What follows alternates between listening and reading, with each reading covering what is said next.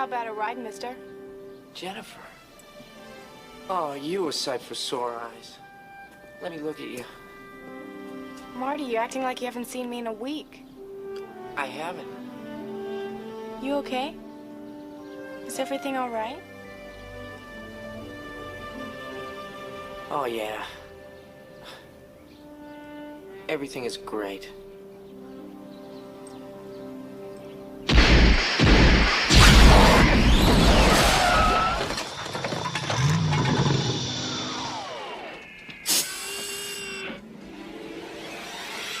Marty! You've got to come back with me! Where? Back to the future! Wait a minute, what are you doing, Doc? I need fuel! Go ahead, quick, get in the car! No, Doc, I just got here, okay? Jennifer's here, we're gonna take the new truck for a spin. Well, bring her along. This concerns her, too. Wait a minute, Doc, what are you talking about? What happens to us in the future? What, do we become assholes or something? No, Marty. Both you and Jennifer turn out fine. It's your kids, Marty. Something has got to be done about your kids.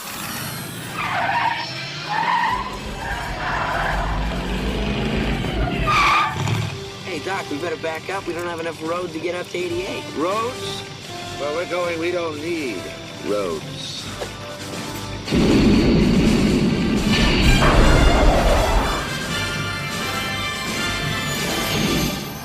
One, two, three. Marchy McFly, Marchy McFly. Marchy McFly is Marchy McFly. Marchy McFly is Marchy McFly.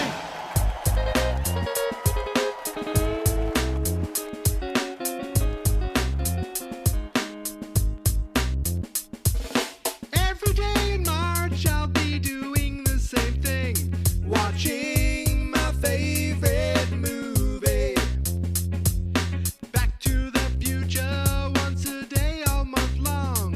31 straight days for me. Great Scott, this is heavy. It's called Marchy McFly. Follow along with my podcast. Did I mention there's a podcast? It's called Marchy McFly. Won't you please check out my podcast? Please just subscribe to my podcast.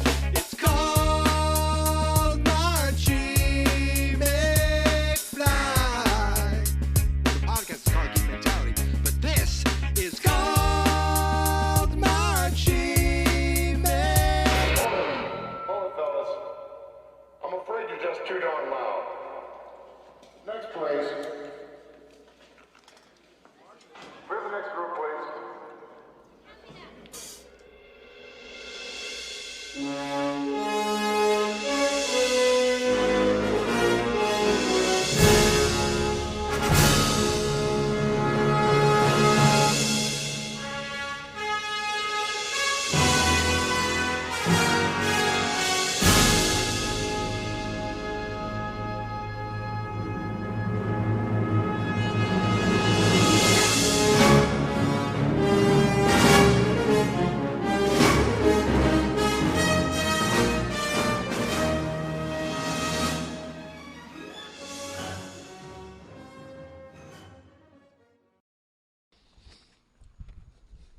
Day 31.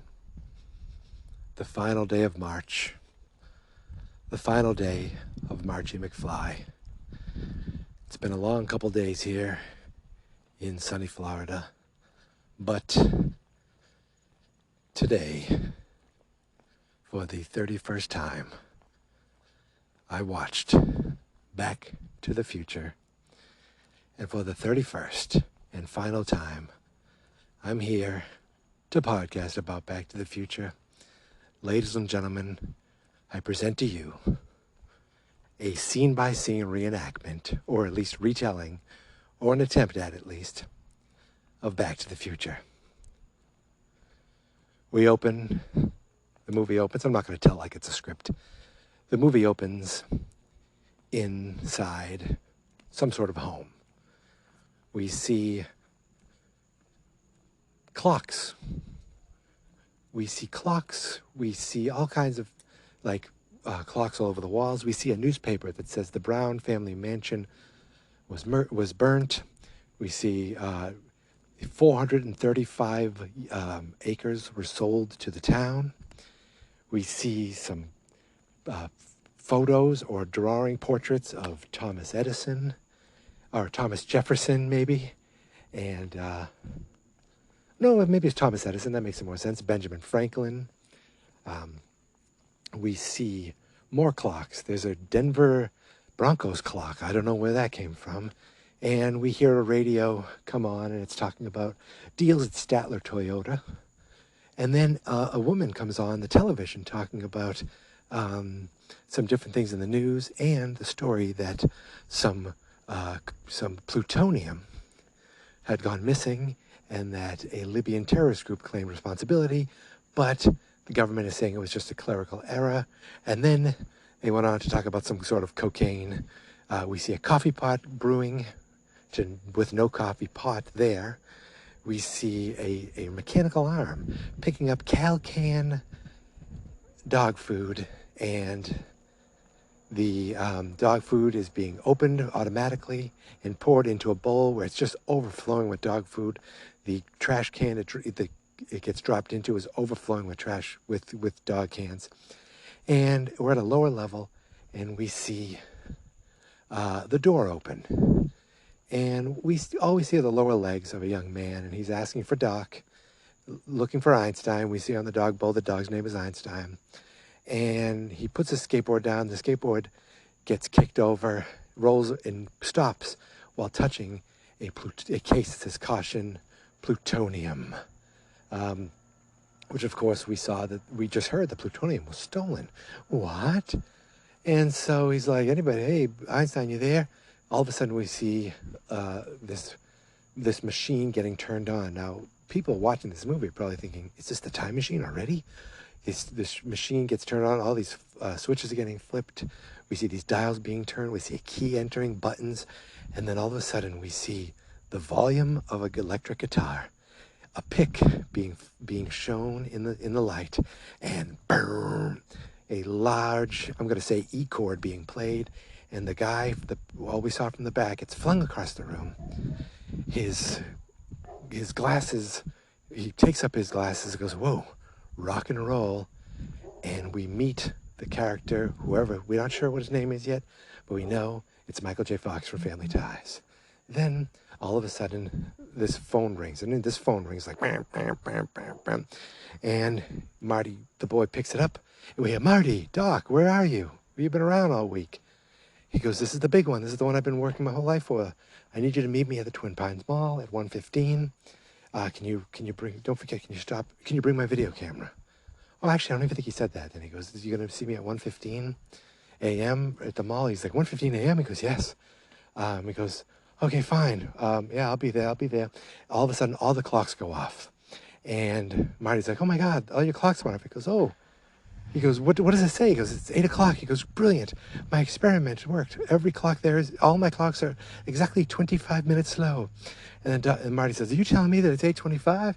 Damn, I'm late for school. So then, boom, the Power of Love by Huey Lewis on the news kicks on. And the boy, we already know he's Marty McFly. So Marty McFly runs out of the garage, kicks open the gate, jumps on the skateboard, skates down through a Burger King parking lot, and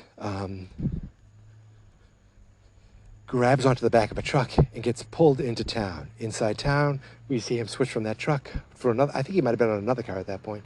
He switches to a Jeep. He looks like he does this a lot because he waves to all the women inside the Lou's aerobic studio. And then he, like the guy in the Jeep turns around, notices he's there, gives a little wave, but the guy doesn't matter, doesn't mean anything.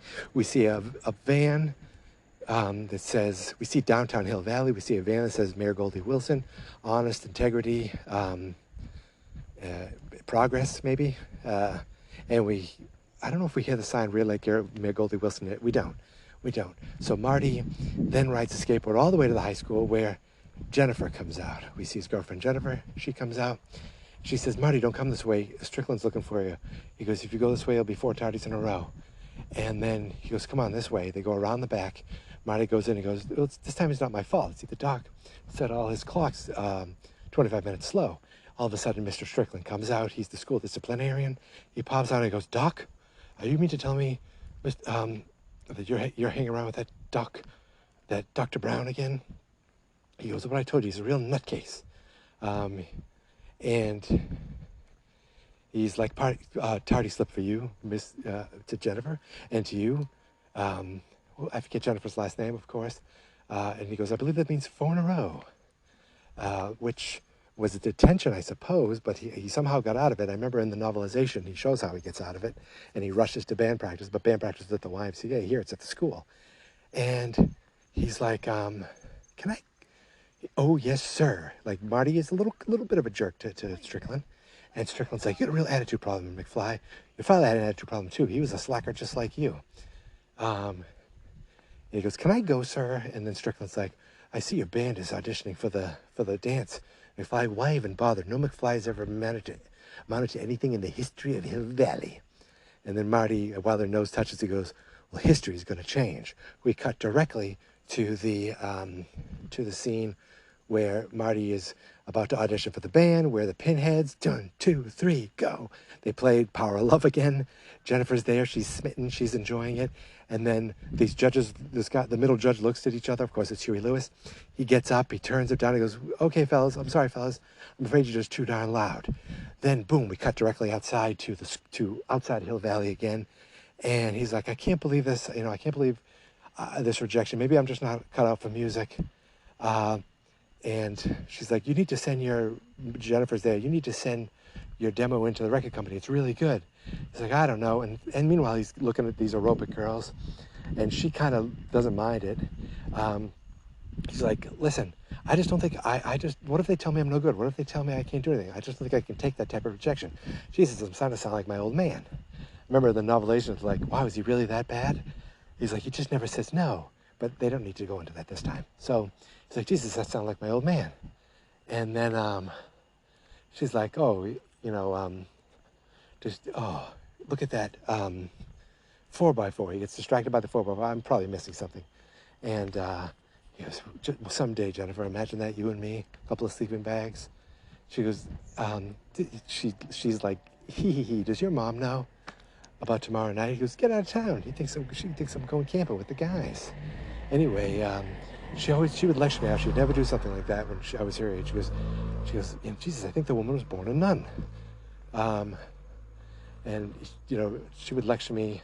I forget, wait a minute. I think the woman was born a nun, and she says, I don't think she's doing a very good job, but I forget when that happens. But anyway, she leans in for the kiss, and then Save the Clock Tower comes up, and she says, 30 years ago, lightning struck this clock tower, and it has stopped running since. Mayor Wilson is supporting an initiative to replace the clock tower, and we here at the Hill Valley Preservation Society, I think it should be repaired and restored exactly how it was. Marty gives her a quarter. He goes, here's a quarter, lady. And she's like, thank you. Don't forget to take a flyer. And then he goes to kiss Jennifer again. But this time, Jennifer's dad shows up. And he's like, Jennifer. She goes, it's my dad. He goes, I'll call you tonight. She goes, I'll be at my grandmother's. So she goes over and writes her number on the back. I want to say it's 555, like 5324, 54323, or something like that. And it writes, I love you, gives him a kiss. And now he has a reason not to throw that flyer away. Boom, the Power of Love plays again. As the Power of Love plays, he this time, he goes to the back of another car, because that's his thing. But this car is a cop car, but it doesn't matter. He slouches down. Next shot, we see him skating into Lyon Estates, which is his neighborhood. He shows up at his house, and his house has, looks like there's a tow truck outside, and a car is wrecked. He opens the door of the house, and there's his dad arguing with this other man. And he's like, now, can I assume your insurance will pay for this, Biff? And Biff is like, my insurance? Your insurance is going to pay for it. I want to know who's going to pay for this. I spilled beer all over my suit when that other car crashed into me. So we see Marty's dad. We see Biff there.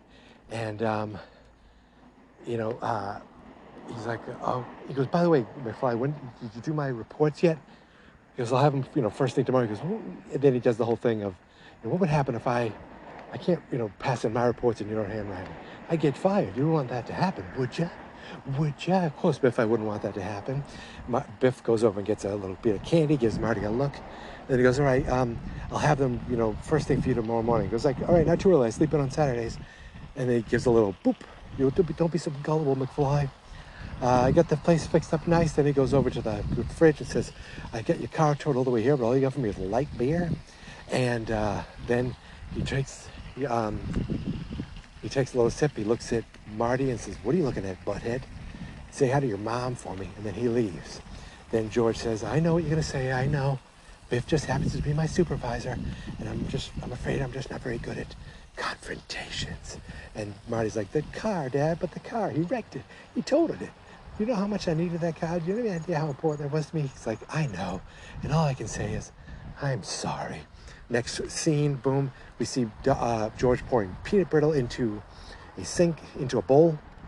And his brother Dave's there. He's like, Marty, it's, or George's like, you know what, Marty, you're better off not playing at that dance, because, it'll only give you headaches. And Dave, his brother's like, the last thing you need are headaches. And they're watching the honeymooners laughing. And then the sister Linda's like, oh, while you were out pouting over the car, Marty, Jennifer Parker called 2 times or 3 times, I forget exactly. Jennifer Parker, that's it. And then Lorraine, the mother, all of a sudden's there. Oh, wait. Before this happens, Lorraine, while this is going on, Lorraine says, well, guys, I guess we'll have to celebrate without have the cake alone, because your Uncle Joey didn't make parole again. And they have they throw a cake. She throws a cake on the table and says, congrats, Joey. It's got a bird flying out of a cage or something like that. Getting out. I forget what the cake says. 31 times, I forget what the cake says. And then she's like, it'd be all nice if you could give him a call. And Dave McFly's like, he's your brother. And Linda McFly, the sister's like, I think it's a major embarrassment having an uncle in prison. And then Dave McFly goes, damn it, I'm late for work. The mom yells at him for swearing. Give your mother a kiss. He kisses the mother, kisses the father. He says, you better change that oil, Pop. And ha, ha, ha, ha, ha. And then she's like, that's when Linda says, by the way, Jennifer Parker called while you're out pouting over the car. And then Lorraine goes, I don't like her, Marty. Any girl who chases a boy or any boy who calls a boy is like no good. When I was at your age, I never chased a boy or sat in a parked car with a boy. And Linda McFly's like, well, how am I ever going to meet anybody then? She goes, it'll just happen like the way I met your father. That was so stupid, Grandpa hit him with a car. And then Lorraine tells a little story about the thunderstorm and she goes, if he hit him with the car, grandfather brought him in, and he was like a little lost puppy. And he goes, what were you doing out there in the middle of the road, George? Bird watching? And George is like, what, Lorraine? What? Because, of course, we know he was beeping. And she goes, well, if your grandfather didn't hit him, I would have never met him. He was like a little lost puppy. And, he took me to the enchantment. Oh, yes. And Linda's like, yeah, we know. And then he took you to the fish under the sea dance. It was the enchantment under the sea dance, our very first date. Your father kissed me on the dance floor that night. It was that night I knew I was going to spend the rest of my life with him. Then George laughs. Everyone looks a little like underwhelmed. And then we cut to Marty sleeping. The phone call rings. The phone rings. Marty picks it up. Doc, he did fall asleep. Doc wakes him up. Tells him, don't forget to bring my video camera over. Oh, yeah, I'm on my way. Next shot is Marty at the mall. He skates down. He sees Einstein in a big truck. He's like, Einstein, hey, boy, where's the doc? All of a sudden, the back of this truck opens, and out backs the DeLorean. Doc gets out of it and says, this is the big one. Marty, you made it. Yeah, he goes, this is the big one, the one I've been waiting for. Keep rolling. It's like Dr. Emmett L. Brown. It's October 26, 1985. This is temporal experiment number 1. And he goes, come on, and he puts Einstein in the car. Then Marty's like, are you using, what is this? And that's when he asked him, is he wearing a Devo suit? And he's like, well, do you have the car hooked up to that? He goes, never mind that. Not me, the car. Or whatever, I'm sure I'm getting it wrong. He uses the controller to control the car and back the car up. He goes, now, when my calculations are correct, when this hits 88 miles per hour, you're going to see some serious shit. So Then, of course, they do the bing bang zoom. The car comes 88 miles per hour, goes right through them. They we got the flames on the ground. Doc's freaking out, 88 miles per hour, and then he's like, "You disintegrated Einstein." I didn't disintegrate anyone.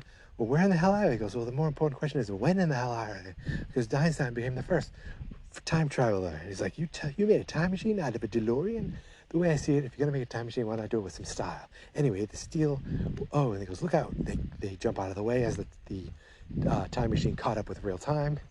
And Einstein gets out. He's fine. The car's cold, damn cold. And he's like, come on, let me show you how it works. Then he goes, this is the time circus. This one tells you where you are. This one tells you where you were. This one tells you where, this one tells you where you are. This one tells you where you're going. This one tells you where you were. Like, you want to see the signing of the Declaration of Independence, or witness the birth of Christ, or this right here is a red letter date in science, November 5th, 1955. Yes, of course, November 5th, 1955. That was the day I invented time travel. I was hanging a clock and I slipped and hit my head. And when I came to, I had a vision. I had I forget what he says. I thought he says two things. When he came to, I had a vision. The flux capacitor is what makes time travel possible. And I mean, am I going to go every line by line? But I'm having fun. And he says, it took me 30 years. You know, all this was farmland. Old man Peabody had this crazy idea about breeding prime trees. I've almost done one full lap, and I've made it, you know, maybe a half hour into the movie. So we'll see how this goes. So then he's like, you know, when he, oh, that's when Marty says, this is great, Doc. Is it electrical? He goes, no. This sucker's, he goes, is it a regular glass? No, it needs something with a little more kick. Plutonium. Are you telling me this sucker is nuclear? No, this sucker is electrical, but it needs a nuclear reaction to generate the 1.21 gigawatt electricity that is needed. And he goes, you can't just get plutonium. Did you rip it off? And of course he tells that he did rip it off from some Libyan guys who wanted him to build the bomb, but he gave him, you know, junk, a shoddy casing filled with used pinball parts. And then he goes, come on. He goes and gets more plutonium. They reload it, and he goes, all right, everything's lead line. He's ready to go into the future, 25 years into the future. And that's when he's like, wait, I forgot to pack more underwear. He wasn't going to bring an Einstein because he probably was just going to come right back. He probably said to Marty, I'll be right back. That's what he was probably thinking, you know. But he's like, oh, wait a second. What is it, Einie? So Einstein starts barking. And then we see the lights turn. He goes, oh, my God, I don't know how they found me. The Libyans show up. Marty's like, holy shit. They go to, you know, Doc's like, I'll draw their fire. And gets the gun. Goes to draw their fire. And they blow him away. No, bastards. Luckily, their gun jammed, so they didn't kill Marty right then and there. And Marty jumps into the truck, the DeLorean. His arm bumps the time circuits, turning it on. It's already got one plutonium in there. So they take off. He starts driving away from the Libyans. And then at the last second, he's like, let's see if you bastards can do 90. He didn't say it like Danny Zuko. But then he takes off and hits 88. Once it hit 88, boom. He goes back. All of a sudden, we don't know where the hell he is. He's in a field. He is freaked out. These people, he crashes into a barn, and the people in the family come out of the farmhouse. They run over, and they're like, what is it? It's like a spaceship without wings. He goes, that ain't no spaceship. And the kid has a comic book. He looks like a flying saucer. Then Marty gets out. He's wearing the you know, nuclear suit, whatever you want to call it, the fallout suit. I can't think of it. The jumpsuit. And they think he's an alien. They freak out, and they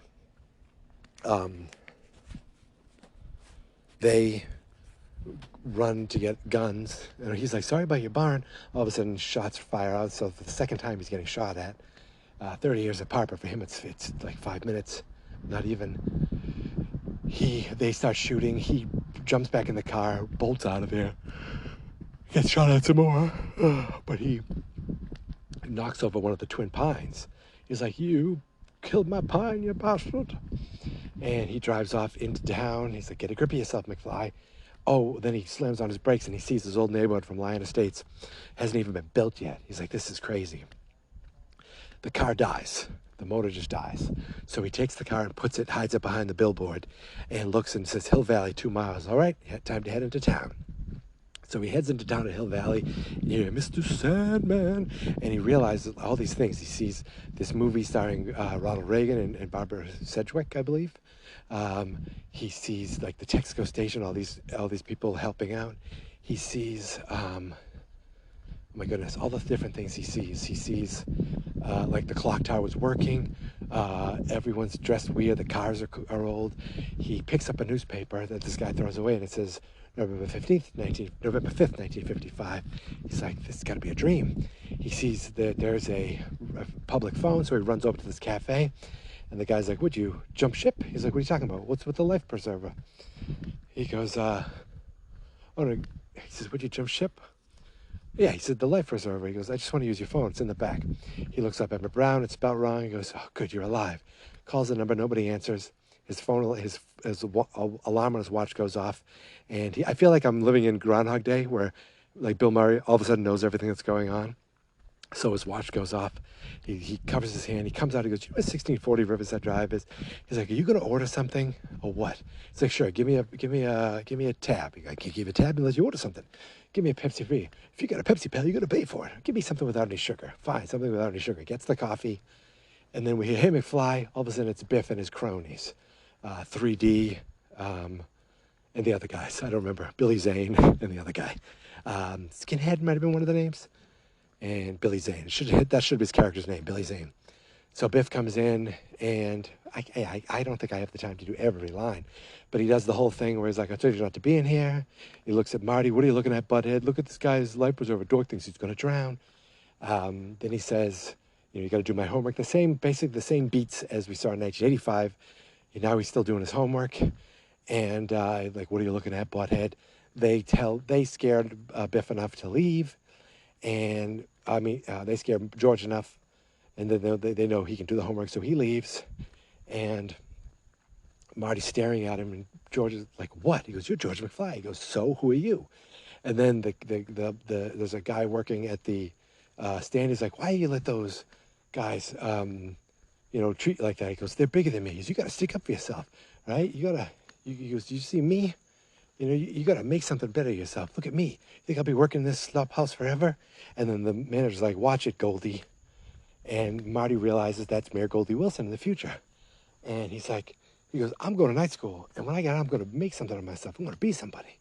And Marty's like, that's right, he's going to be mayor. And he goes, mayor? I'll run for mayor. And then the Lou was like, a colored mayor, that'll be the day. He's like, you watch, Mr. Crothers. I will be mayor. I'll be the best mayor this city's ever had. I'll clean up Hill Valley. He goes, great, you can start by sweeping up the store. He goes, Mayor Goldie Wilson, like the sound of that. All of a sudden, while this distraction went on, George left. So George rode his bike away. Marty chases him down, realizing it's his dad. He finds the bike, but he can't find George. He looks up. George is peeping in a tree. He's a peeping Tom. He falls out of the tree. A car comes to get him. Instead, Marty pushes him out of the way, and he gets hit by the car. In the one scene where many times these 31 days, I looked away. I cringe every time Marty's head hits that pavement. It still gets me. I don't care how many times I've seen this movie. So Marty hits his head. He gets knocked out. Stella, another one of these kids ran in front of the car. Help me get him in the house. I guess they just hide the bodies. So they bring Marty into the house, and he wakes up, and she's like, he goes, Mom? He goes, they're there now. You've been asleep for almost 9 hours. I had a dream we went back in time. He goes, well, you're safe and sound back in 1955. 1955, we wake up, and we see that it's his mother, a teenage version of his mother. She comes on to him. She wants to call him Calvin Klein. She wants to see his underwear. She sits with him on the bed, and then the mother calls them to come down, and it's written all over your underwear. She's like, it's my mother.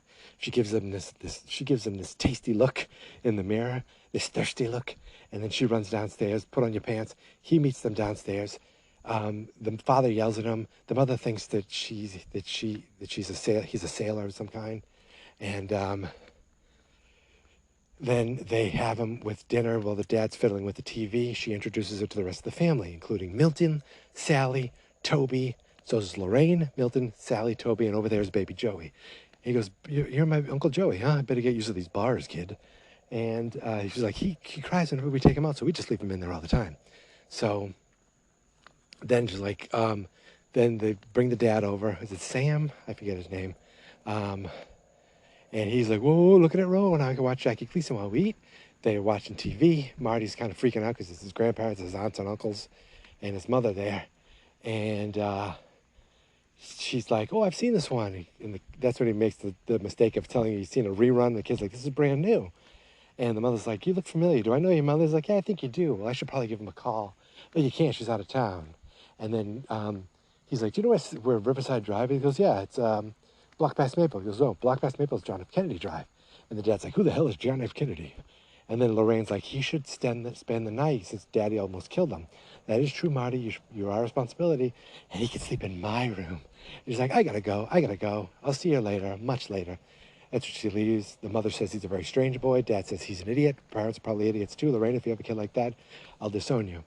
And then after that, hi. See, I'm just walking by.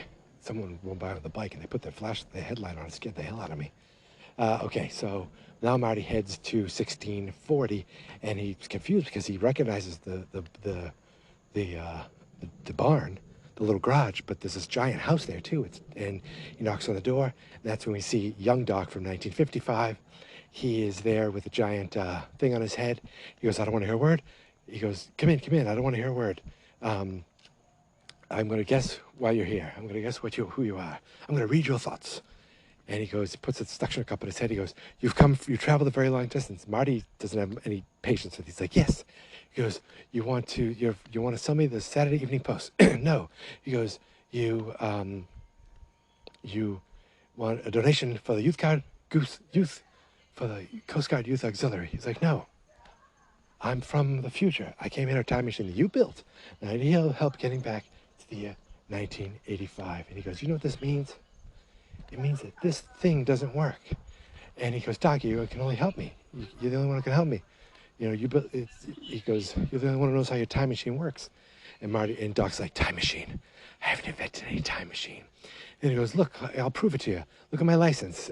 1980 expires 1987. Look at this picture. My sister, it says class of 1984. And he looks at it and goes, pretty bad, meteoric, what is the word? Mediocre photographic fakery. They cut off your brother's head. And he's like, look at, I forget what else he said. He goes, but then he says to Marty, he goes, okay, future boy, who's the president in 1985? He goes, Ronald Reagan. Ronald Reagan, the actor? He goes, then I suppose Jerry Lewis is the vice president.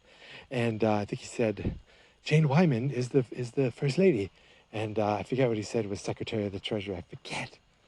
I suppose, he goes, I've had enough of your fakery for night. Good night, future boy. Closes the door on him. Marty says, but the Doc, the bump on your head, I know what it means. You were hanging on a clock, you fell, you hit your head, and that's when you had the vision to flex capacitor, which is what makes time travel possible.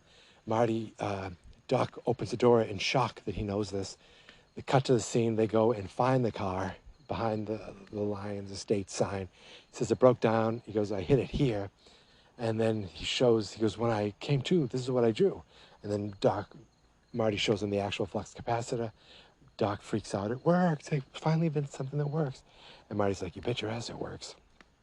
We cut back to the house, and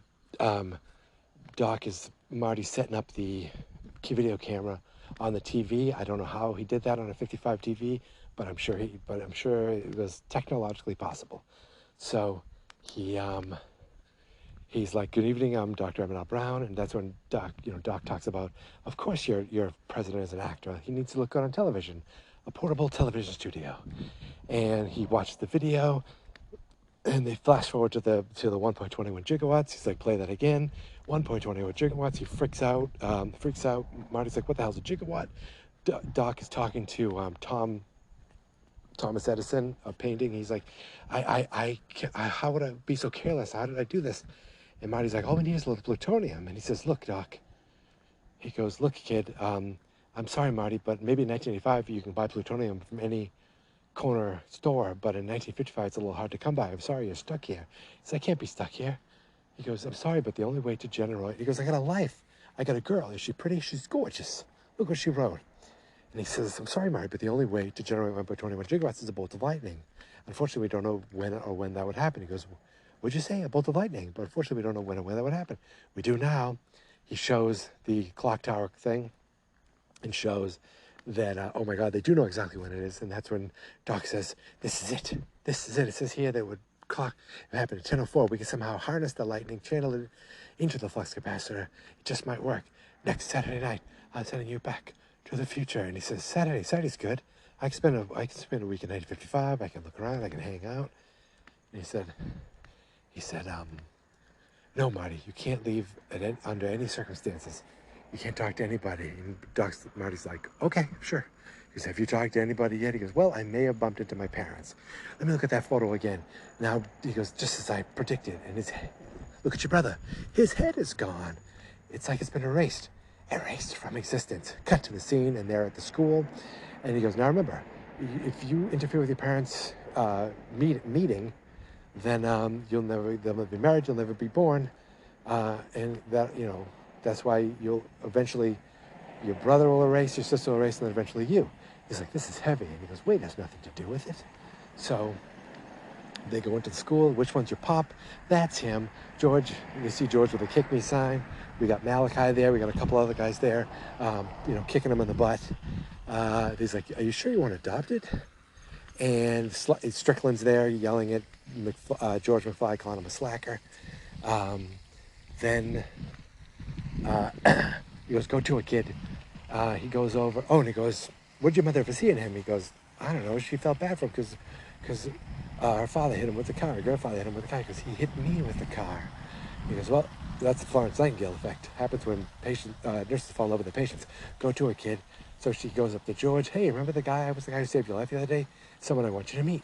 So she brings her up to Lorraine, who's like, Calvin is all excited to see you. And George is like second. He goes, well, how's your head? Nobody even looks at George. George just slinks off. The bell rings. They have to run off. Lorraine's like, isn't he a dream? And that's when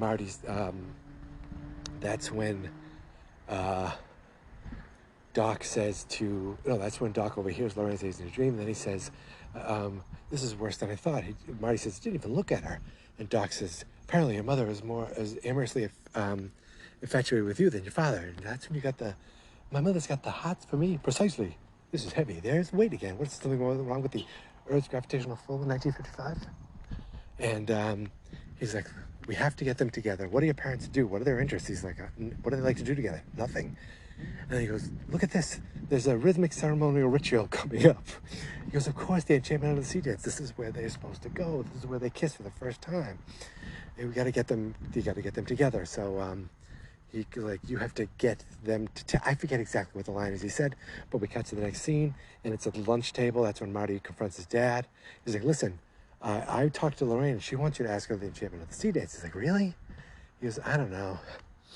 He goes, and he's like, what are you writing? That's when he sees that his dad had a creative side, just never came out. And science fiction stories, like, get out of town. I didn't know you were do anything creative. And then that's when George says, I just don't think I can take that kind of rejection. I don't know if you'd understand. And Marty's like, no, I totally understand. He's like, listen, I don't know if I can take her to the dance. I think she'd rather go with someone else. Who? Biff. They turn over and we see Biff kind of getting a little handsy with her. You know you wanted. And so Marty comes over and says, get your hands off of her. And she goes, get your hands off me. He goes, you heard it. Get your hands off of her. Biff stands up. And this is one of my favorite, fighting scenes. I just love this scene because Biff pushes Marty, then pushes him again, then Marty pushes back, and they both raise their fists. Marty's not afraid to fight. Strickland breaks it up, and he says, look, since you're new here, I'll cut you a break. So why don't you make like a tree and get out of here? At that point, George left, So Marty chases him down, I guess after school, says, you got to ask her. And he goes, I don't know why you need me to do this. I go, I can't, Saturday night's my favorite TV program, science fiction theater. And I'm just not ready to ask Lorraine to the dance. Not you or anyone on this planet's going to change. So we cut to the next scene. Marty shows up as the spaceman from Pluto, the Darth Vader from the planet Vulcan. He plays the Eddie Van Halen, scares, George. The next scene, boom, we see George yelling, Marty. And Marty's like, where were you? He goes, I overslept. He goes, listen, I need you to help me to ask Lorraine to the dance. He goes, what changed your mind? Last night, Darth Vader came from the planet Vulcan and told me if I didn't ask Lorraine to the dance, he'd melt my brain. He goes, okay, she's over at the cafe. So George helps him open a soda. They go over to the cafe, and he's like, I don't know what to say. He's like, just tell her. And Marty starts giving him ideas. She's like, this is good. Starts writing this down. Marty makes the joke. He's like, Jesus, I wonder I was ever born. He's like, what? He's like, oh, never mind. They go into the cafe, and George, now afraid that his brain's going to be melted. So George was manipulated, Lorraine was manipulated, and yet that all ended with a happy story. George goes up and talks to Lorraine. She's like, huh? What? He goes, I'm your density, your destiny. Biff shows up there and says, I told you never to come in here. Marty trips him. Then he gets up, really tall. Marty's like, hey, Biff, look. Biff looks away. Marty punches him in the face, makes a run for it, knocks over his friends, runs out of the store. And Lorraine's like, he's a dream. He grabs the kid's little scooter, breaks it, uses it as a skateboard, skates around. The guys jump in a car, chase him down. The music's playing inside the cafe. Lorraine's like, he's an absolute dream. Like, he's on a board with wheels. So they finally chase him down, and they're going to pin him between a truck. He jumps through the car, runs through the car, jumps back on a skateboard. They turn, crash into the window of a truck. Everyone sees it. Goldie Wilson smells it. Lorraine is just infatuated. And who is he? Where does he live? She's like, I don't know, but I'm going to find out. And Biff is like, I'm going to get that son of a bitch. And when Lorraine is saying, I'm going to find out, you can see George just kind of slunk away. We cut back to the scene, back in the garage. And Lorraine is like, Marty is, wonderful. Marty, we're watching Doc watch the video. And Marty comes in. He's like, oh, I'm sorry, I didn't see you there. He's like, listen, I need to tell you something about the night. No, Marty, anything you tell me could have, a bad effect on the future. He goes, whatever happens, I'll find out through the natural course of time. Marty's like, okay, fine. He goes, let me show you what I've been working on. He goes, I'm sorry, I apologize for the crudity of this model. I didn't have time to paint it, or build it to scale or paint it. He goes, it looks great, Doc. And so then it's the whole town hall. They do the whole model scale, the thing where this is what's going to happen. This elaborate model to show the car is going to hit the wire right when the lightning hits. They run a little test. The car lights it, bursts into flames, hits rags, and the rags turn on fire.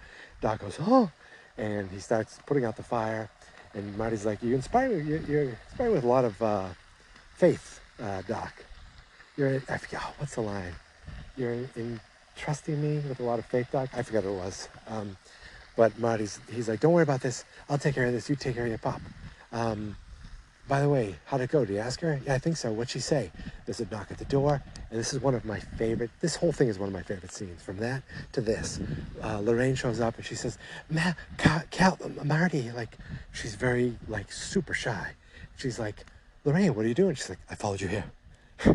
And he goes, oh, this is my Doc, my uncle, Doc Brown. Nice to meet you. Doc is like, what the hell's going on? She goes, he goes, what are you doing? She goes, I hope this isn't too far, but I thought maybe you could ask me to jam into the sea dance. And Marty's like, wait, nobody asked you? She's like, no. He's like, what about George? She's like, George McFly? I mean, he's kind of cute and all, but that's when Doc comes over and just kind of lays down on the side of the car. They covered the car, by the way. They had to cover the thriller, and I forgot. And he goes, I need a man who was, strong and will stick up for what's right. Don't you think so? And Doc is like, oh, I guess so. And Marty's like, I guess so. Next scene is Marty with George, and he says, George, what's the plan? So then they realize they have the plan. He goes, all right, what's the plan? You stick to the plan, it's going to work. Let's go over it again. All right. 8:45. Where are you gonna be? I'm gonna be at the dance.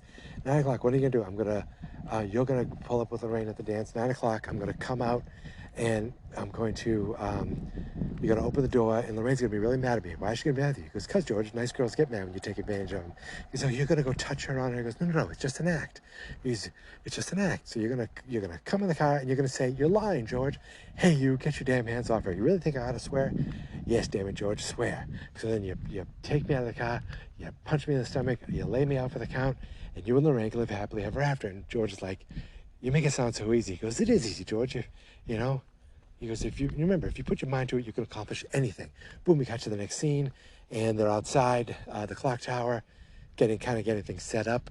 And he goes, "Evening, doctor." Oh no, he goes, "You really think do you really think there's going to be a storm?" He's like, Marty's like, "Since when can weathermen predict the weather, let alone the future?" And there's a little heart-to-heart. He goes, "I'm really going to miss you. I can't wait for 30 years to be able to talk to you about all this stuff again." He's like, "I want to talk to you about that night." And Doc's like, "No, you can't tell me about that. Anything, I'll find out through the natural course of time." Maybe that's when he said that. But then we cut to the scene where Marty's in the diner writing the letter, "Dear Doc," and he talks about the terrorist shooting him. We cut back, and Doc is fiddling with the wire. The police says, "Evening, Dr. Brown." He goes, what are you doing? It's some kind of new weather experiment. Don't touch that. That's some equipment." "You got a permit for that?" "Of course I do." Of course he didn't. We come down. Marty puts the note in his coat pocket, and then boom, we cut to the Marvin Berry and the Starlighters. And we see George dancing, and he looks at his clock. And he's like, "Oh, it's 9 o'clock." Then a car pulls up, and we see Marty and Lorraine. Marty's getting nervous. Lorraine takes her coat off. She's looking, very pretty for the evening. And she's like, "Are you nervous?" He goes, like on a first date, like, "Oh, you ever think you could?" She goes, "Do you want to park for a while?" And she goes, "Yes, I'd love to park." He's like, "What?" He goes, "Well, Marty, I'm almost 18. It's not like I never parked before." And I think that's when we're going back and forth. Then we see the back into the dance, and the music stopped, and Marvin Berry's like, "We're going to be right back. Don't nobody go nowhere." So the band heads out to the car. See, that's important. And then they're in the car. Lorraine tries to drink. She's like, "You drink?" And like, "Yeah, everybody drinks." And then she's, "Geez, you smoke too. You're starting to sound just like my mother." And they show George. Maybe that's when they cut back to George, to the music stopping. And then George runs out, looks at the clock, goes, "Oh." And then she takes her coat off. She's like, "Marty?" And he says, "You ever nervous you think you're going to go through something, but then when it happens, you're afraid to?" She's like, "Yeah, like a first dance." He goes, "Yeah, something like that." She's like, "You know what I do?" "I don't worry." She goes up with a kiss. And then she realizes something's up. And she says, "Something's weird." He's like, "What?" He said, "I don't know, when I kiss you, I feel like I'm kissing my brother. That's weird." He goes, No, that's perfectly normal. Oh, someone's coming." He thinks it's George. It's Biff. He pulls him out of the car and says, "You caused $300 damage to my car, you son of a bitch, and I'm going to take it out of your ass." And then Lorraine pops out, and he's like, "Well, looky what we have here." So he originally was just going to beat the hell out of Marty. Now he's like, "Wait a minute, I can sexually assault Lorraine while I'm at it." So they take him and say, "Get him out of here. This ain't no peep show." So the guys run off, throw Marty into the car, into the back of this open trunk. They slam the door. The band comes out. It's like, "What the hell are you doing in my car?" And the guy says, "Beat it." And then he uses just some classic 1955's racism. And the guys all of a sudden get out of the car, and they call him Pickawoods, and they chase the kids out of there. And one of the kids is like reefer nervous. He goes, "I don't want to mess with no reefer addicts." Chases those punks out of there. Then they hear Marty in the car, and he's like, "I'm in here. Where are the keys?" "The keys are in here too. I'm struck, and the keys are in here." We see George go to the car. He sees a struggle going on. He thinks it's George. He thinks it's Marty. So he opens the door. "Hey, you, get your damn hands." He turns. It's Biff. He goes, "Oh." He goes, "You got the wrong car, McFly. Turn around and walk away." And then we see Lorraine going, "George, please help me. He goes, "What are you, deaf, McFly? Turn around and leave." He goes, "No, Biff, you leave her alone." He goes, all right, McFly, you're asking for it. Now you're going to get it. George goes and throws the punch at the stomach. Marty, Biff twists his arm. He's almost going to break it. And while this is happening, the guy's back at the car. The band jimmies the lock, but Marvin Berry cuts his hand. They get the lock open just in time, though, and Marty can jump on. He's like, thank you, thanks a lot. Runs off, runs back to the parking lot. But we're back there. Lorraine's like, leave him alone. He pushes Lorraine down. George sees that, and just fire comes into his eyes. His hand balls into a fist, and with his left hand, he punches and knocks Biff straight out. Marty sees it happening. Lorraine is smitten, she's like, you saved me. He picks her up. Are you okay? Are you okay? Some of the best acting in the history of cinema. And she's like, she gets up. She just can't take her eyes off him. Marty's looking like, oh my God, they're in love. And who's that? That's George McFly. That's George McFly. Marty almost barrels that woman over because he looks at his picture and they're still, not back. So something's up. So he runs back to the band. He's like, you got to go finish the dance. And like, look, man, Marvin broke his, cut his hand. We don't have a guitar player. Or he's like, sorry, man, but the dance is over unless you know someone who can play guitar. Cut to the next shot, and it's Earth Angel. This one goes out to all you lovers out there. Marty starts playing the guitar. George and Lorraine are dancing. Malachi shows up. Beat it, McFly, I'm cutting in. He cuts in. Marty, falls down, and the guy playing the piano is like, you all right, boy? And Marty's like, I can't play. And then Malachi's like, he doesn't realize he's a nerd too, but he's a nerd who beats on the even worse nerds. And then all of a sudden, George is like, screw this, I just knocked out Biff. He goes, excuse me. And he pushes her over. I forgot before that, he says, aren't you going to kiss me, George? He goes, I don't know. Then Malachi cut in, but he comes up, he says, excuse me, shoves this guy to the ground, grabs Lorraine, he's like, I ain't waiting no more. And loving your happiness, whoa, whoa, kisses her. Mwah. Right when he kisses her, Marty pops up. He's alive. He looks on the photo. All three brothers and sisters are back. They solved it. They solved, story B, really, because the real story was getting him back to the future. All this stuff happened because he screwed things up while he was back there. So everything's saved. George and Marty wave to each other. Yay. His future is saved. We just need to save the rest of his life. So now he's about to leave. He realizes he still have time. And the band's like, let's play another one. He's like, all right, fine. He goes, let's do something that really cooks. He's like, something that really cooks. All right, guys, this is an oldie where I came from. The blues riff and B. Watch me for the changes. Try to keep up. Boom, we get Johnny B. Good. Marvin Berry calls his cousin Chuck. Says, listen to this. That new sound you're looking for. Of course, right when Chuck started listening, it was like Marty went off the rails, playing crazy, like 80s style hard rock solos, to the point where the band freaked out. The crowd's just staring, and Marty's like, I guess you guys aren't ready for that yet, but your kid's gonna love it. He leaves the dance, and sees Lorraine and George, and she's like, Marty, that was very interesting music. And he's like, well, I gotta go. He's like, will we ever see you again? Oh, and she said, George asked me if he could take me home. I hope that's all right. He goes, yeah, that's fine. He goes, I have a good feeling about you too. And Lorraine's like, I have a feeling too. And George says, Marty, I want to thank you for all the great advice. I'll never forget it. And he goes, all right, I gotta go. Will we ever see you again? He goes, I guarantee it. Because listen, if you ever have kids, and George is like, oh my goodness, when he said that, if you ever have kids, and one of them sets fire to the living room rug when he's 8, go easy on him. They're like, okay, that's not the weirdest thing anyone's ever said to us. Then Marty heads back, and we see Doc looking at his clock going, damn. I forgot there was one scene I missed. It was during the dance scene. We cut back to Doc, and the wind was picking up, and he looked up and he said, the storm. So I know I missed the scene in there somewhere. So we cut back, and he's like, where's that kid? Damn. Marty shows up dressed in his 1985. He's like, you're almost late. He goes, I had to change. You think I was going back in that zoot suit? So how did it go? It went perfect. Biff, I never seen him stand up to Biff more. Laid him out in one punch. He's never stood up to him before. He's like, never. So then, why? He goes, never mind. Don't worry about it. He's like, all right, I set this for at 1:35. It'll be like you never left. I precisely set this up so you go down the street there, and when this alarm goes off, you're going to hit 88 miles per hour precisely at this time, taking wind and all this shit into consideration. He didn't say that. Then he goes, you do that, everything should be fine. Reaches into his pocket and he sees the letter. He's like, what's this? He's like, you'll find out in 30 years. And he's like, the future, it's about the future. I told you that this would be disastrous. So he's like, fine. He rips it up. He goes, fine, I'll just tell you. But then a tree falls over, pulls the wire out. Great Scott. Doc has to run up to the thing, throw down a rope to Marty. Marty then ties the wire to the rope. They pull it back up. Marty's trying to yell at him, about the future, about the future. He's like, you gotta go, you gotta go. So Marty runs up the coolest hood side you've ever seen, climbs into the DeLorean, takes off down the street.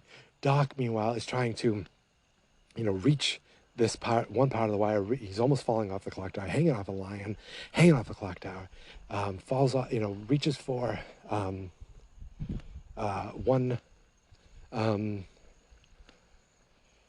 reaches one wire. Then he goes to finally, all confidently put the wires together. It doesn't reach because he realizes the branch is holding it down. So he's like, oh my God. He pulls the thing out, connects them. And while all this is happening, Marty gets to the other end. He's like, why didn't you just listen, Doc? I wish I had more time. He's like, wait a second. I have all the time I need in the world. I have a time machine. So I'll just go back. He sets the time machine to go back 10 minutes earlier, and then the car dies. So he's like, come on. And, he's trying. The alarm goes off. He realizes he has to go. He bangs his head, and the car starts. He takes off as fast as he can. Meanwhile, Doc pulls the wire that pulls it from now on down below. So he's like, all right, I have to connect it. He connects it up here. He puts a little slack and hangs it over the clock tower, then takes the wire, slides down the wire, runs over to the other wire, gets the tree branch off it, connects it just as 10:04 hits, just as Marty's driving there, just as the lightning strikes. Bing, bang, boom, the lightning strikes, and Marty disappears. And Doc goes, ah, ha, ha, ha. And we see the clock tower. Now we realize it says social services on it. We see a helicopter flying over it. And "We Go On Through the Night" is playing. And we see a bum on the bench. And then bang, bang, bang. Marty takes the DeLorean and smashes it right into a church with Reverend John Crump. He takes the DeLorean, doesn't worry about that, turns the DeLorean around, and it breaks. He gets out of the car. Why did he stop the car? He looks around and goes, Red, you look great. Everything looks great. Oh, 1:24, I still have time. And then he goes to the car dies again. At this moment, he sees the Libyans drive by in their van. He's like, oh my God, the Libyans. So he runs, takes off as fast as he can, runs. Next thing, he runs to the Lone Pine Mall, and he just gets there in time to see Doc get shot and to see his Marty, the original Marty, go back in time to 1955. He runs up to Doc. He's like, oh, Doc, no. And then Doc opens his eyes, gets up. He's like, you're alive. And he opens up his shirt. He goes, bulletproof vest. And he goes, how did you know? And he pulls out the letter, even though it's a different letter. He pulls out the letter all taped up. He's like, what, the letter? He goes, what about all that stuff you said about, affecting the future, the space-time continuum? And Doc says, I figured, what the hell? The next shot we see is them driving back to Lyon Estates. And he says to Doc, he goes, so where are you going? About 30 years, nice round number. He's like, look me up when you get there. And he goes, I will. And he says, be careful on that re-entry. It's a little bumpy. And he's like, you bet. I love that scene. And then he's, I think that's when he says, look me up. I think I'll be about 47 years old. He goes, yeah, indeed, I will. You bet. Oh, my God. The best scene. And then he takes off. We see Doc back up. We see him go off into the future. Marty goes into his house. We wake up the next day. It's 10 o'clock in the morning, and everything is the same in Marty's room. Now, I have to say this. Marty's family, all different. Marty's brother wears a suit. Marty's sister has all kinds of boyfriends. The parents are doing great. The house looks better everywhere, but Marty's room never changed. So Marty is the constant. Marty is the constant. He doesn't change. He's always going to be Marty McFly. That's why his room doesn't change.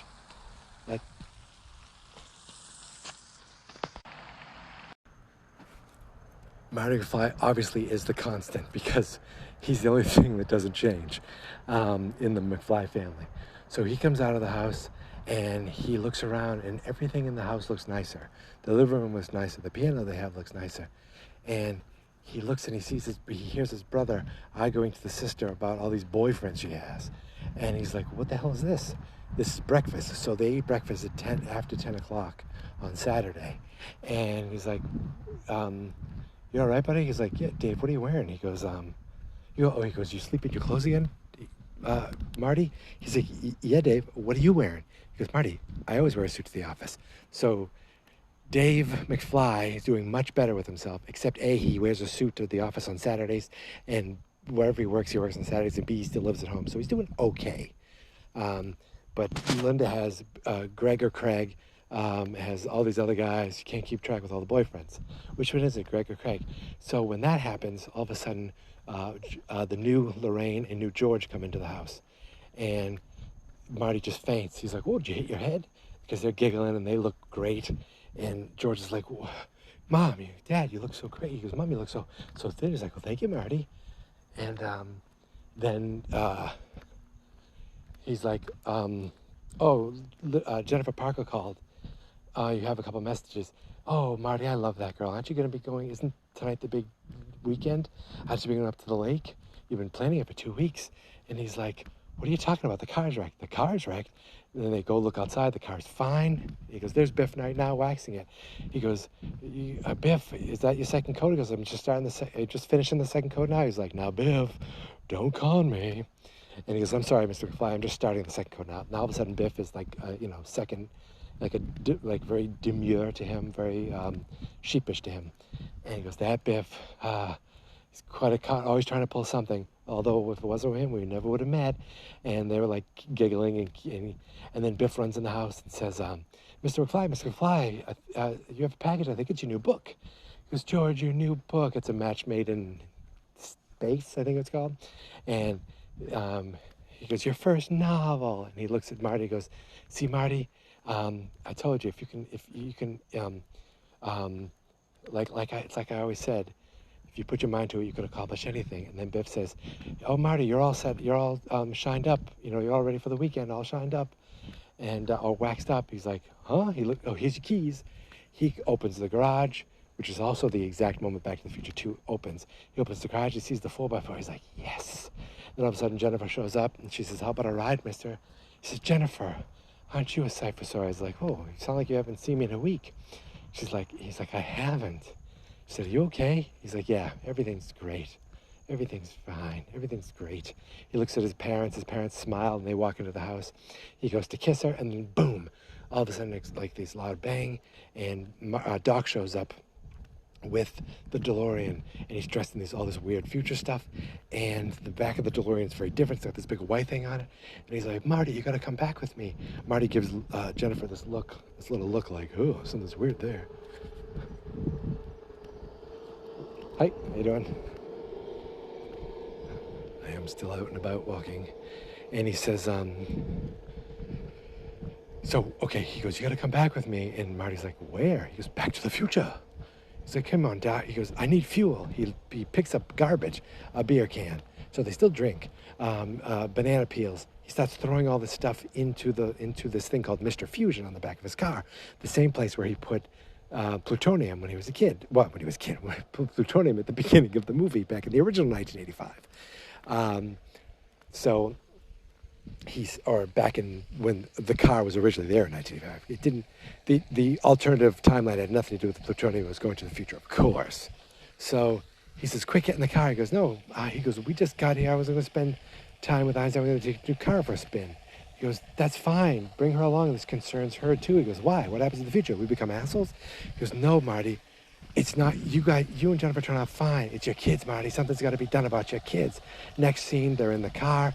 Marty says to him, Doc, you better back up. We don't have enough road to get up to 88 miles per hour. And Doc says, roads? Where we're going, we don't need roads. Then we see the car rise up. We see it turn into like a flying car, and then it flies away from the screen, turns, flies directly back into the screen, and boom, bum, bum, bum, bum, bum, bum, dun, dun, dun. Gotta get back in time. I've just now walked a good 6,000 steps. We did it, friends. That is the story of Back to the Future. I want to thank you so very much for joining me all month. It has been a wild ride. A lot of stuff going on in the real world, stuff I don't ever want to talk about anymore. But I just want to say thank you guys for sticking with me. Thank you guys for putting up with these lesser produced episodes. This is, again, not important in the scheme of life. This is not important stuff. This is, playground. This is fun. This is extra stuff. And doing this tonight, doing this, especially the last couple days, have been just a nice little escape that I very appreciate doing. But again, yeah, I'm glad I did it for me, but that's all I'm going to say on that. Anyway, I want to give a big thanks to all my guests this month. Eric, Chris, Jay, I thank you guys so much for coming on this month. It's been awesome. I want to thank Mike, who I went to high school with, who's liked every single one of my posts on Facebook. I appreciate that. He's pretty much he's the constant of the Facebook post likes, because I don't see many other people doing it. Though I have seen Eric, you do some, and Jay, I've seen you do some. Chris, I don't even know if you're on Facebook. But that's it. I'm done with this month. I'm done with March. This was a long ass month, and I'm almost back to the in-laws. I'm almost back, and gonna finish up here. But I just want to thank you guys again. Okay. I want to thank you so much. You know where to find me. I'm on Twitter and Instagram at Geek Mentality. The website is fansnotexperts.com. The Facebook page is Fans Not Experts. You're not going to hear from me for a little while because I need to take a break. But we did it. 31 days of Back to the Future. 31 days of podcasting and watching my favorite movie of all time. And all I can say is thank you so much. This is Geek Mentality. This was Marchy McFly. And this is my theme song. This is my podcast, I made it. Geek Mentality's what I named it. And I think you should listen and subscribe. 'Cause I'm kinda funny and awesome. I think that I'm worth your time, and I'm kinda handsome. My mom says, please listen and please subscribe. At least listen to this episode. Fans Not Experts. What are you looking at, butthead?